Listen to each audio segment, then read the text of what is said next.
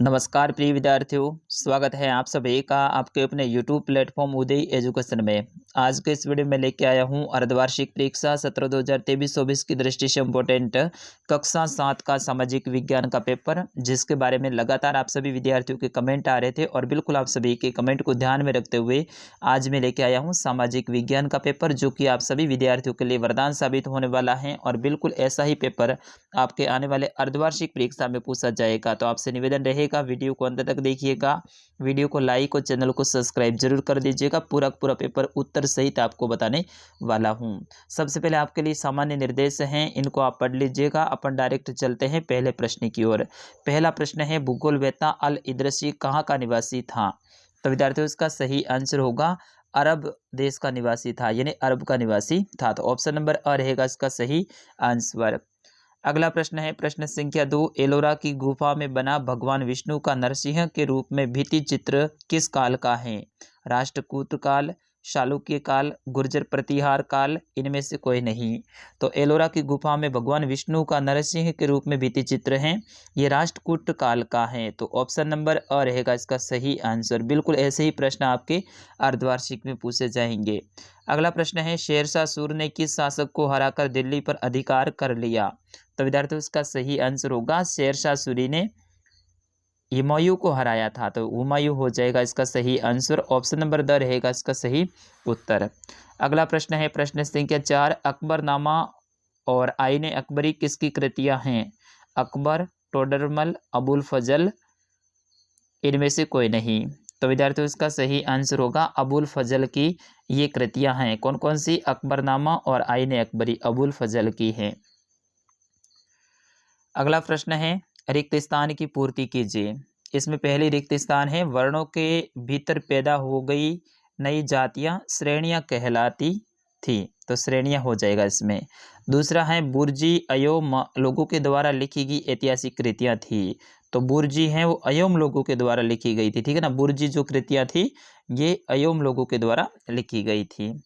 तीसरा रिक्त स्थान है, खालिजगे ने बात का उल्लेख किया कि गढ़कटांग में 70,000 गांव थे।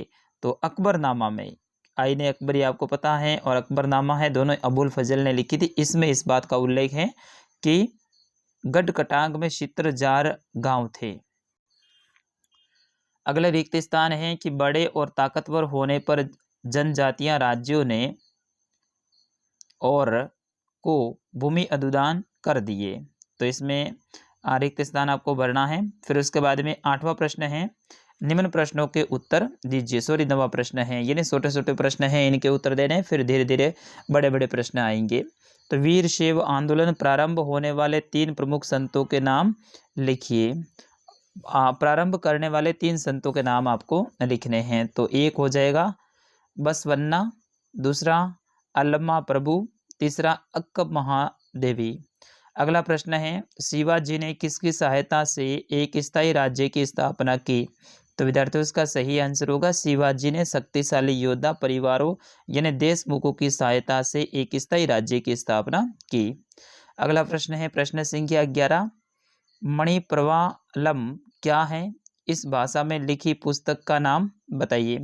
तो विद्यार्थियों, इसका सही आंसर होगा मणिप्रवालम एक शाब्दिक अर्थ है हीरा और मूंगा, जो या 2 भाषाओं संस्कृत तथा क्षेत्रीय भाषाओं के साथ प्रयोग की ओर संकेत करता है। मणिप्रवालम शैली में लिखी पुस्तकों का नाम लीला तिलकम है।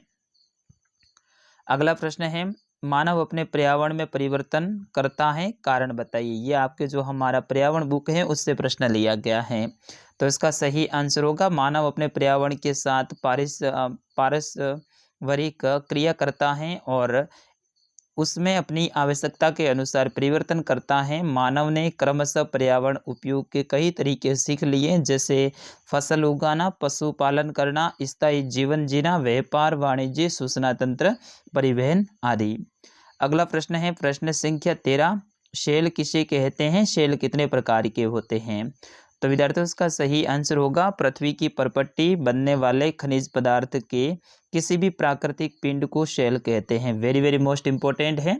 तो पृथ्वी की परपट्टी बनाने वाले खनिज पदार्थ के किसी भी प्राकृतिक पिंड को शेल कहते हैं। शेल विभिन्न रंग, आकार व गठन की हो सकती हैं। मुख्य रूप से शेल 3 प्रकार के होते हैं: आग्नेय शेल, अवसादी शेल और कायांतरित शेल। तो विद्यार्थियों प्रश्न ये भी आ सकता है कि शेल कितने प्रकार के होते हैं। तो शेल 3 प्रकार के होते हैं: आग्नेय शेल, अवसादी शेल और कायांतरित शेल। अगला प्रश्न है प्रश्न संख्या 14, अपरदन क्या है। तो विद्यार्थियों इसका सही आंसर होगा भूदृश्य पर जल, पवन, हिम जैसे विभिन्न घटकों के द्वारा होने वाले क्षय को अपरदन कहते हैं। जैसे नदियों द्वारा बाढ़ग्रस्त मैदान का निर्माण, हवाओं के द्वारा रेगिस्तान में बालू टिब्बों का निर्माण आदि। अगला प्रश्न है प्रश्न संख्या 15, वर्षा से क्या तात्पर्य है, संक्षेप में लिखिए। वर्षा किसे कहते हैं। तो विद्यार्थियों इसका सही आंसर होगा पृथ्वी पर जल के रूप में गिरने वाला वर्षण वर्षा कहलाता है। ज़्यादातर भौम जल वर्षा जल से ही प्राप्त होता है। क्रिया विधि आधार पर वर्षा के 3 प्रकार होते हैं: सह्वनीय वर्षा, पर्वतीय वर्षा और चक्रवातीय वर्षा।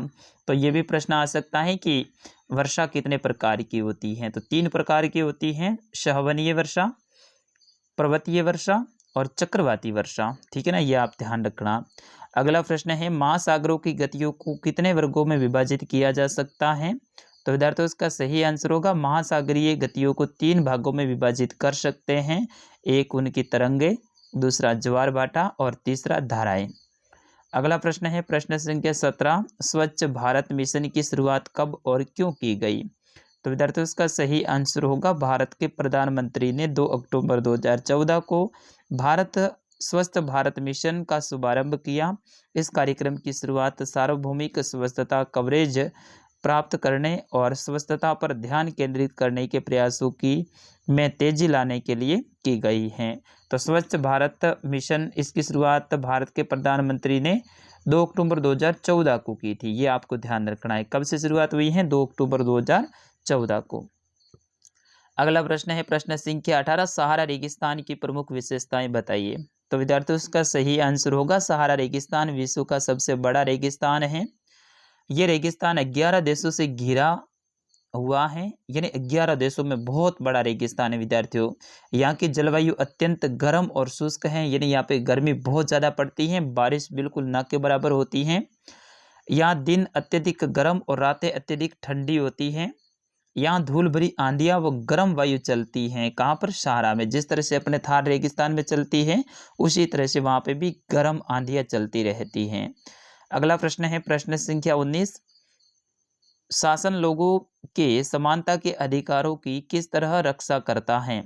तो विद्यार्थियों इसका सही आंसर होगा शासन लोगों की समानता के अधिकारों की 2 तरह से रक्षा करता है। पहला कानून के द्वारा और दूसरा सरकार की योजनाओं और सरकार कार्यक्रम की सुविधाहीन समाजों की मदद करता है।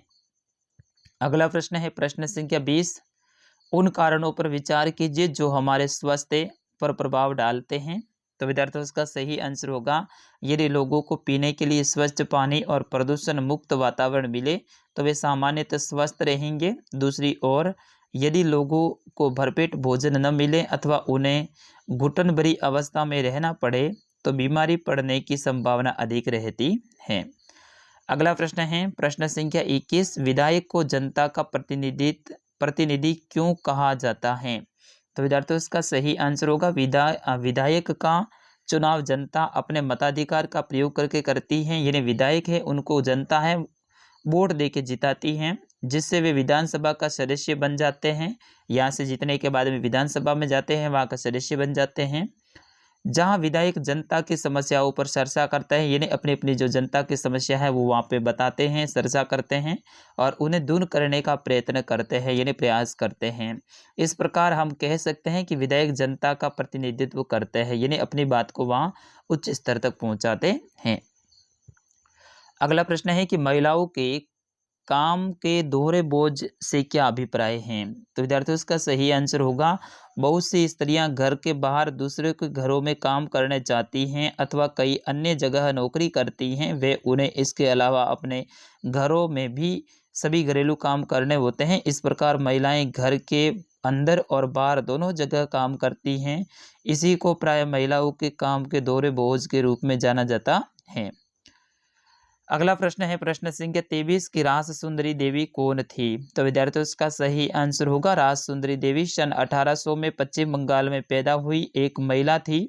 उन्होंने 60 वर्ष की अवस्था में बंगला भाषा में अपनी आत्मकथा आमार जीबोन लिखी। यह भारतीय महिला द्वारा लिखी पहली आत्मकथा थी। अगला प्रश्न है प्रश्न संख्या 24 की राजस्थान के उष्ण कटिबंधीय कंटीले वनों की विशेषता बताइए। वेरी वेरी मोस्ट इंपोर्टेंट प्रश्न, स्टार लगा दीजिएगा, ये प्रश्न पक्का आएगा। तो इसका सही आंसर होगा उष्ण कटिबंधीय कंटीले। ये वन राजस्थान के शुष्क एवं अर्ध शुष्क भागों में पाए जाते हैं। इन वनों में झाड़ियाँ और कंटीले वृक्ष पाए जाते हैं। यह वृक्ष रोइडा, खेजड़ी, धोकड़ा, बेर, बबूल, केर, नीम आदि हैं। जिन्हें अपने यहाँ पे रेगिस्तानी क्षेत्र में जो पाए जाते वन हैं इसे उष्ण कटिबंधीय कंटीले वन कहा जाता है। इनकी विशेषता होती है यहाँ अधिक तापमान एवं कम वर्षा होती है, फिर भी ये जीवित रहते हैं। मतलब अधिक गर्मी को सहन कर लेते हैं, कम वर्षा में भी ये जीवित रहते हैं। इन क्षेत्र में वृक्षों की पत्तियां छोटी होने के कारण वाष्पीकरण कम मात्रा में होता है। इनकी पत्तियां हैं बिल्कुल छोटी होती हैं, इस कारण से इनका वाष्पीकरण कम होता है, यानी जल वाष्प के बनकर कम उड़ता है। पेड़ों की जड़ें गहरी होती है। इनके पेड़ों की जड़ें गहरी होती है क्योंकि पानी बहुत गहराई से लाना पड़ता है, जिनसे ये जमीन के काफी नीचे से पानी प्राप्त कर सकते हैं। अगला प्रश्न है सौर ऊर्जा पर टिप्पणी लिखिए। तो विद्यार्थियों इसका सही आंसर होगा सौर ऊर्जा। राजस्थान एक गर्म प्रदेश है, अतः सौर ऊर्जा का अत्यधिक उपयोग संभव है। इससे सौर ऊर्जा उत्पादन की संभावना बढ़ जाती है। सौर ऊर्जा का उपयोग ऊर्जा संयंत्र, street light, solar cooker, water heaters आदि में किया जाता है। राज्य सरकार द्वारा सौर ऊर्जा चालित छत और सौर ऊर्जा संयंत्रों एवं घरेलू उपकरणों पर वित्तीय सहायता देकर इनके उपयोग को बढ़ावा दिया जा रहा है।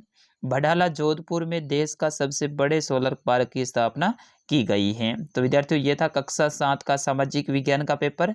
एक और मैं आपके लिए इम्पोर्टेंट पेपर लेके आऊँगा जिसमें सभी विषयों के जो महत्वपूर्ण पाठ्य पुस्तक के प्रश्न हैं उनको शामिल करके मैं एक और पेपर आपके लिए लेकर आने वाला हूं बहुत जल्द। तो उस पेपर को आप देखिएगा और उस पेपर में से 101% में श्योर हूं कि आपके ज़्यादातर प्रश्न सीधे ही पूछे जाएंगे। तो उस पेपर को भी जरूर देखिएगा। फिलहाल के लिए इस वीडियो में इतना ही। नमस्कार, जय हिंद।